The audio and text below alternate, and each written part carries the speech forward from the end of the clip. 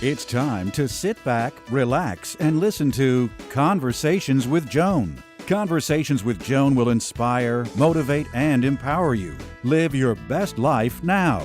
Listen, learn, think, and decide. And now, here's your host, Joan Herman.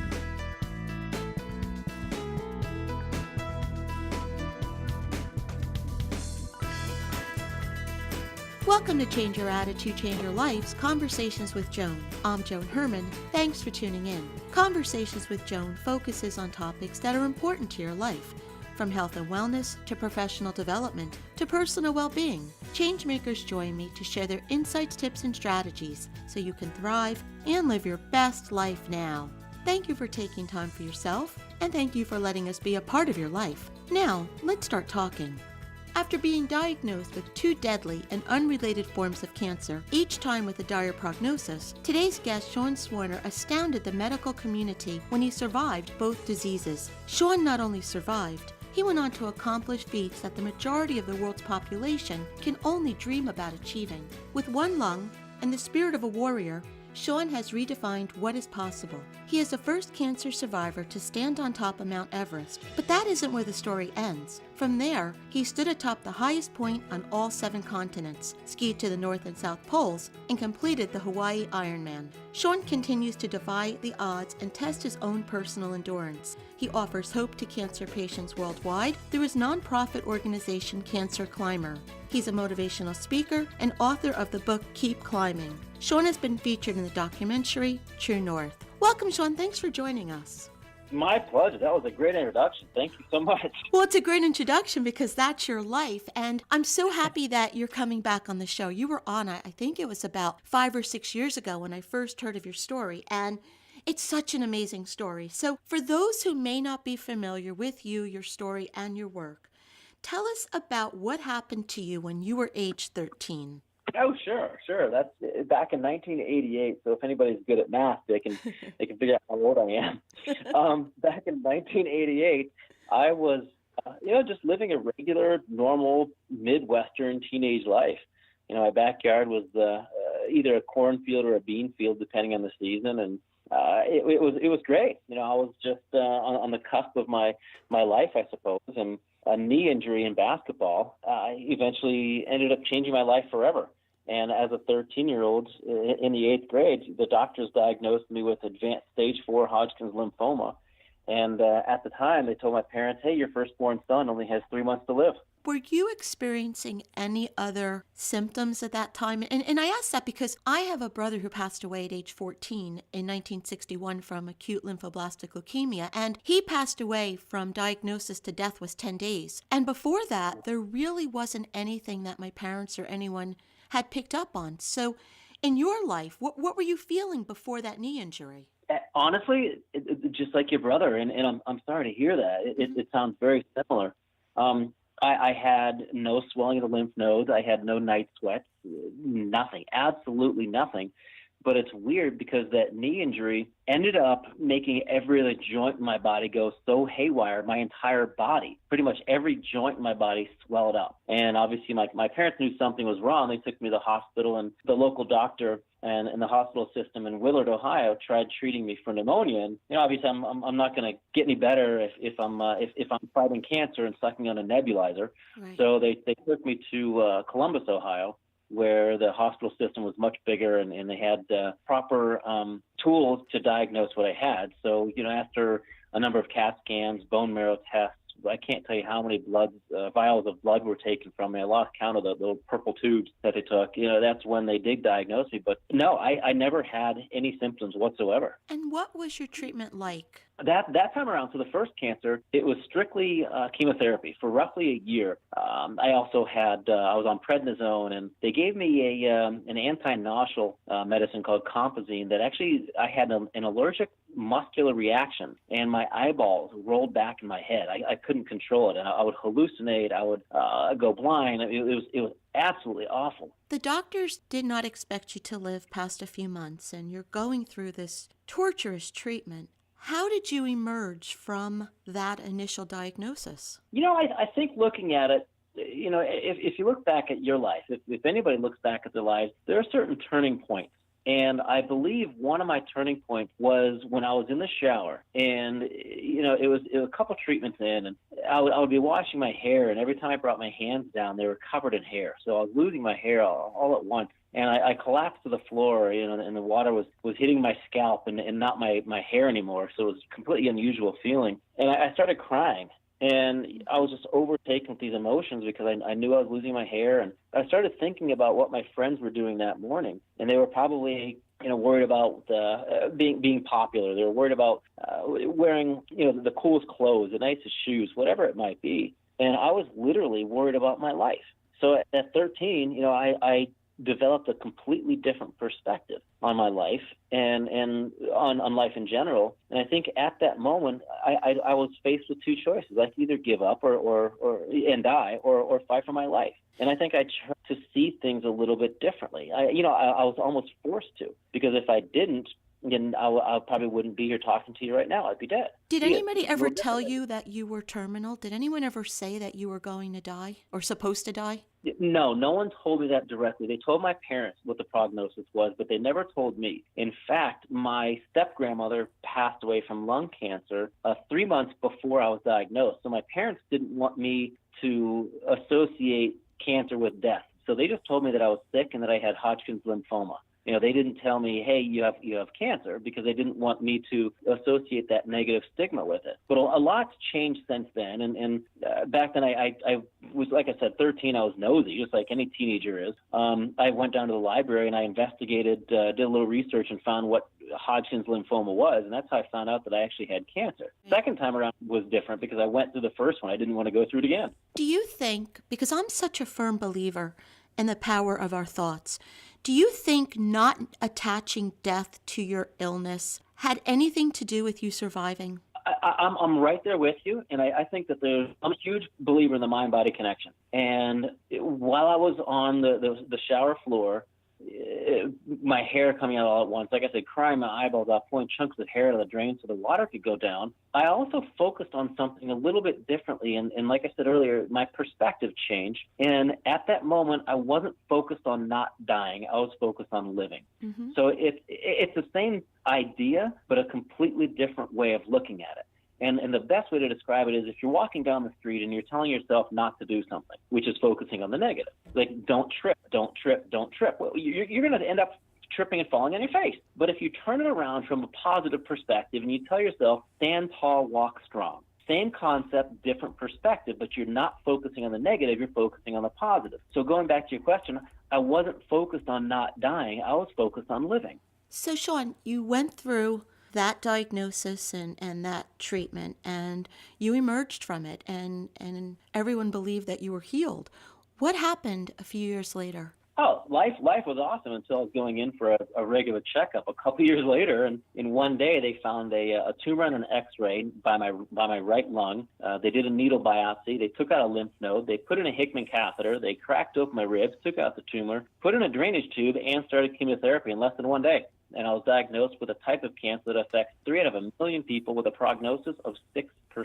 So then what was that treatment like? You were, 16 at the time? 16. So the first one was 13, second one was 16. I went through 3 months of intense chemo, 1 month of intense radiation therapy, and 10 or 11 more months of chemotherapy. And every time I was actually in the hospital being treated, the doctors put me in a medically induced coma because it was so harsh. I honestly don't remember even being 16 years old. I've had moments of clarity. I have flashbacks every once in a while that, if I'm visiting someone in the hospital, I'll smell saline solution and it'll boom, trigger a memory, which is just crazy. And, it brings back all these emotions and these flood of feelings. But the second time around was much worse because no one's ever had Hodgkin's and Aspen sarcoma before. And so by traditional medical wisdom, you were supposed to die.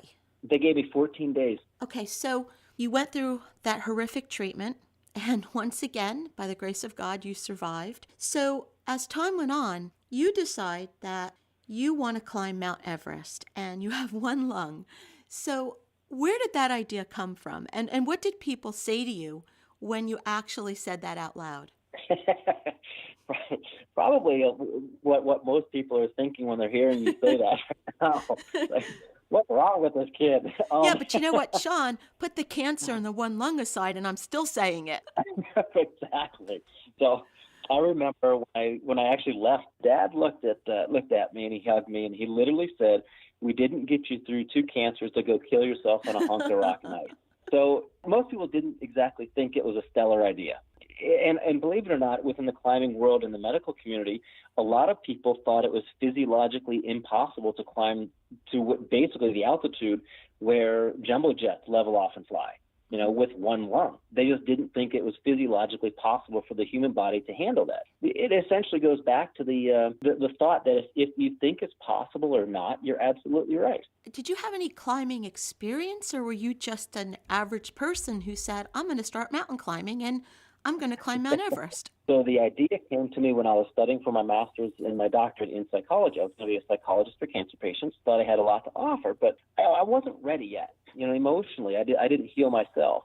But I knew that I wanted to give back to the cancer community. And when I was living in Jacksonville, Florida, did some research and found the highest point there was Four Seasons Hotel in Miami. So I'm not too sure many mountaineers train in hotels. And then moving in Colorado, I lived out of the back of my Honda Civic and camped for a couple months. But when I moved out to Colorado, I literally climbed everything in sight. And I climbed and I did something every single day to get my body in shape. So I had 9 months to train when I moved out here. My office, essentially trying to get sponsorship and support for this, was literally a payphone bank in the library. I had everything stacked against me, but I continued believing that it was true, and I continued believing that it was going to happen. And eventually, 9 months later, I went over with little, I wouldn't say none, with very little mountaineering training. However, when I did finally get to Everest, I had read everything I could get my hands on. I had my body in shape and I had my mind in shape, which is the most important part. And you had a strong motivation. I mean,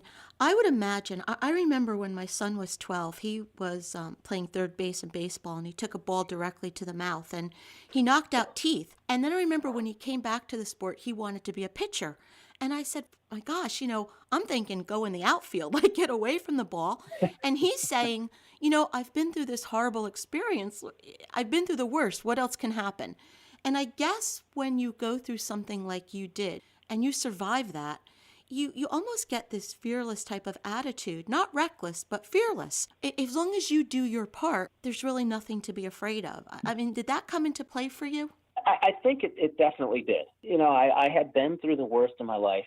I wanted to prove to myself that I was still alive. But also, now with that and everything I'm doing, I take what I call calculated risks.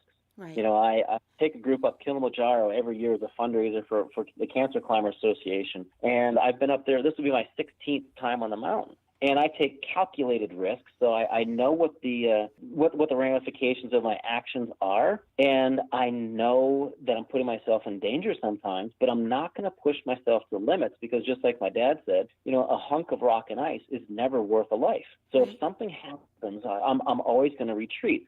It's unlike going through treatment. On the mountain, I can always pick up the satellite phone and say, hey, get me out of here.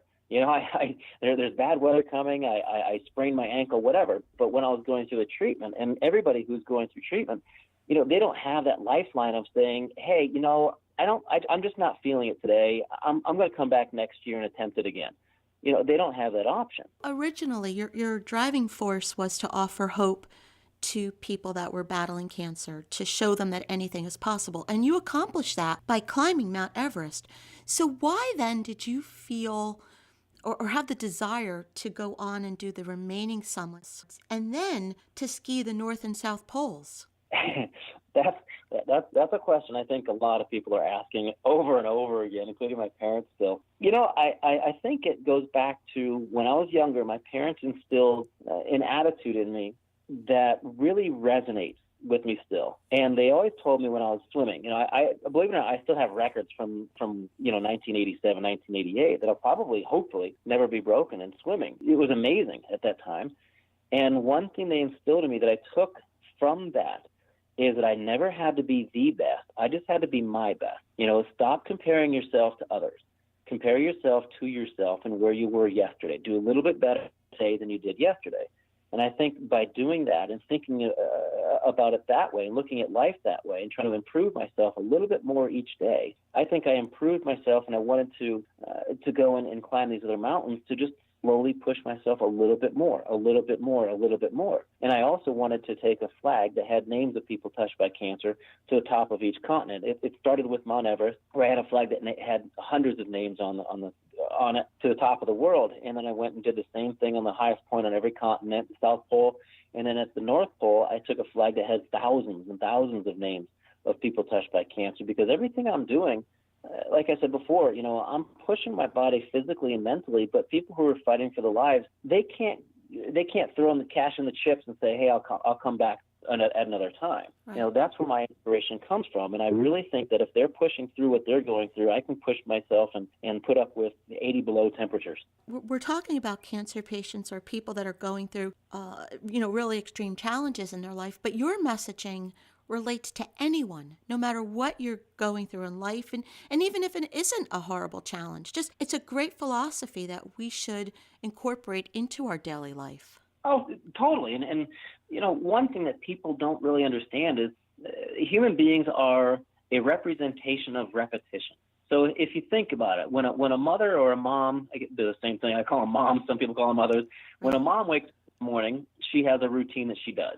She might get the kids ready for school. The dad does the same thing. Might get the kids ready for school, eats breakfast, does whatever. Then there's also, a meteorologist. What does a meteorologist do every day when they wake up? What does an Olympic athlete do every day when they wake up? The patterns are different. The repetitions are different. So human beings are a representation of our repetition. If people want something a little bit better, change something, and they have to remember that consistency is more important than intensity. Just constantly do one small thing over and over and over that'll make a huge difference in your life over time. So, Sean, it's been a little over 30 years since your first diagnosis.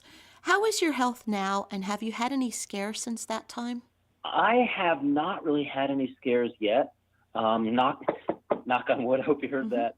I have been incredibly healthy. I eat, incredibly healthy. I try to stay away from the junk food, the processed foods. Every once in a while, on the weekend, I'll sit down just like everybody else. I'll devour a bag of potato chips, have some beers, but that's not the regular. The normal is like this morning. What did I have for breakfast? I had some oatmeal with some almond milk instead of water, and I ground up some flaxseed and some coconut chips, put a little bit of honey on there, made a little bit of, I didn't make it, I had some peanut butter and an apple, and that was breakfast. And in my coffee this morning, I had just black coffee with a little bit of coconut oil. So I stay away from sugars, and I just eat as healthy as I can. When you look back over your life and you reflect on things that you've experienced, I know I always try to find the lessons or the purpose in things. Have you ever thought about why you experienced those cancers and then nothing? Do you ever think the purpose behind them, that maybe you were chosen for this life? I think about that a lot. I used to think about that a lot. Let me rephrase that. I used to think about that a lot. And everybody who goes through something traumatic, it could be a car accident, it could be a death of a loved one, it could be cancer, whatever. You can sit there and ask yourself, why me, why me, why me? 1,000 times over, but you may never know the answer. There might be a higher purpose for what you're doing. There might not be. And you could drive yourself crazy trying to figure that out. So for the longest time, I tried to figure out why I had cancer. And yes, it might be to give hope and inspiration to others, but I don't know if people are getting that hope and inspiration. But I'm going to continue doing what I'm doing. But I could also drive myself crazy trying to figure out why. But looking back at it, looking at the facts are, it was me. That was what happened. There's nothing I can do about it. There's nothing I can do about the past. There's nothing I can potentially do about the future. What I'm doing right now is living my life every moment.